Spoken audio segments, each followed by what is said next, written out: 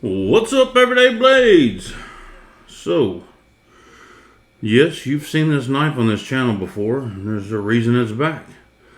One, it was a long time ago that I reviewed this knife, and since I first got it, back then I bought, I think, every version of the Benchmade Bugout because I just wanted to try them all out. One, because I didn't like the flimsy plastic scales that came with the FRN or whatever they are, Gribery. They were okay. They weren't like catastrophic to me. I just didn't care for them. So I was looking for a bug out that I liked, and I found two that I liked. I found the carbon fiber version and this one. It might sound crazy, but the carbon fiber version was almost too light. This one seemed more manageable in hand and actually felt stronger.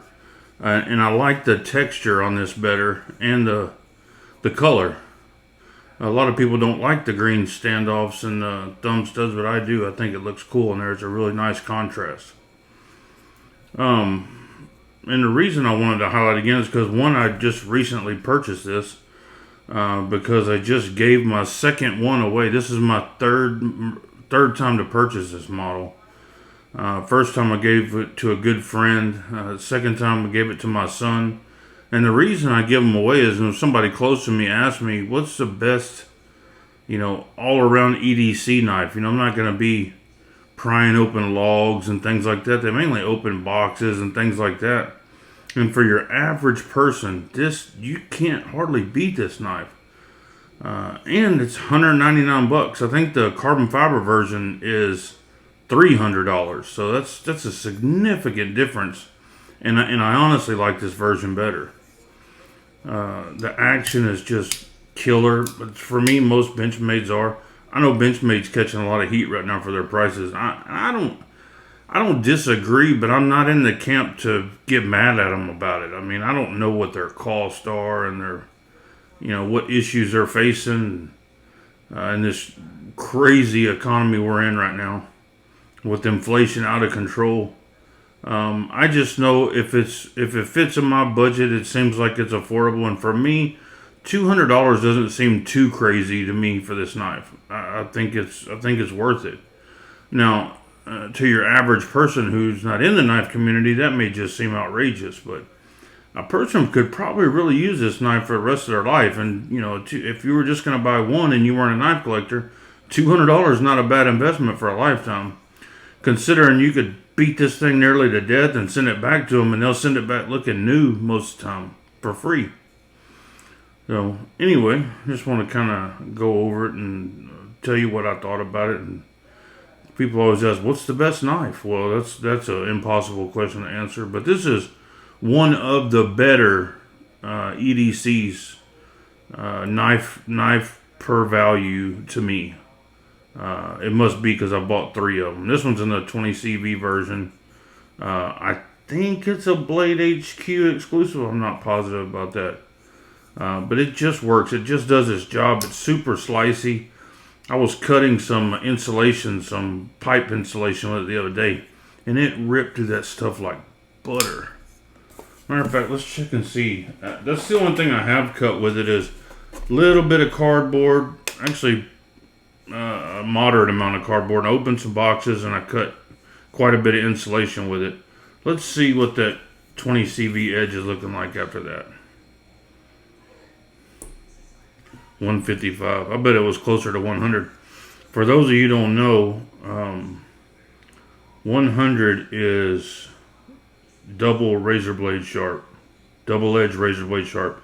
200 is razor blade sharp. 300 is new high-end cutlery.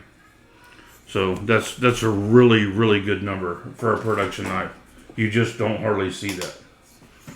The next great thing about it is the weight. Aside from the sliciness is its best attribute.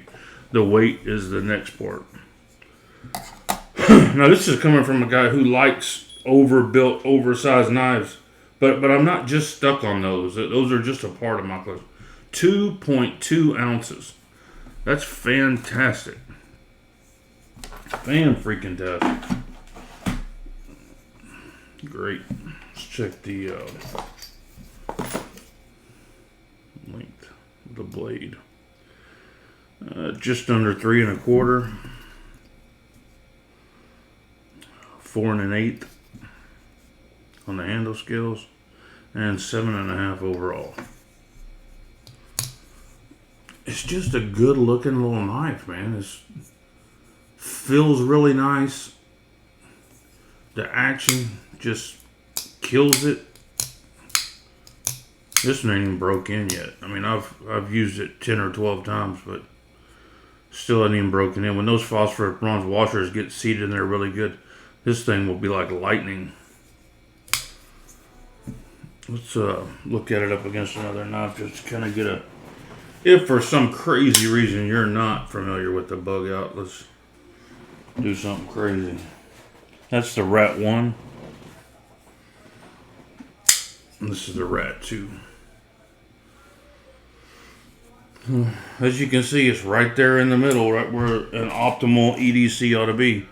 So if you ask me, if someone's looking for... I'm not saying it's the best value, because I think the Ontario Rat still fights for that position, especially with the S35VN and the... hell, they got a Magna Cut version now. I think they're back in the race with those steels. But if you're looking for a little bit higher end knife, I think this is a good value in that tier. I carry this if I'm actually going and I know I'm going to be using a knife that day around the house or at the shop. This is what I carry. I mean, this is a knife I stick in my pocket. So my son has used this until he's lost the thumb studs. They come loose. I've sharpened it a couple of times for him. I think he lost a pocket clip off of it. I put another pocket clip on it for him.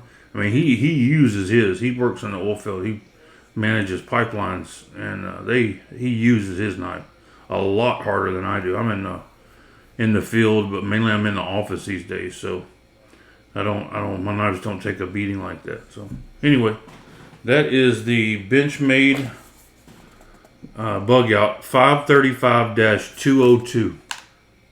That's this exact version right here. Guys, thanks for watching. God bless you and your families. Say a prayer for our country. Good night.